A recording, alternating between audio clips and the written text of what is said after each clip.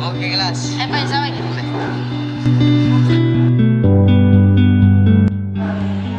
Dia adalah Aidil. Dia adalah seorang pelajar yang rajin dan fokus pada pembelajaran.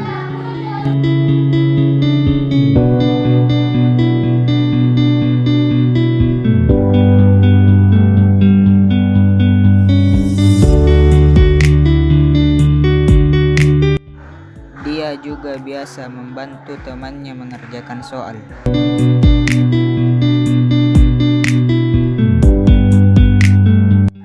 Dia bermain bersama tanpa mengingat waktu. Tetapi semua berubah semenjak dia mengenal barang haram yang disebut dengan narkoba. Dia mulai stres dan malas belajar. Berlagak preman.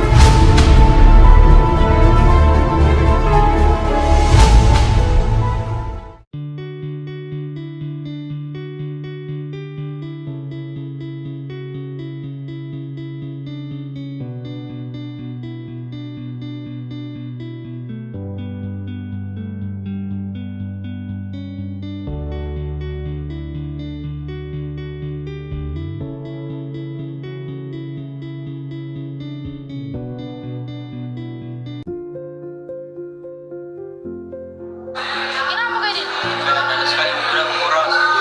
Capek, Bang. Kau tahu bilang tidak gampang, tapi kau tahu juga pasti bisa kok.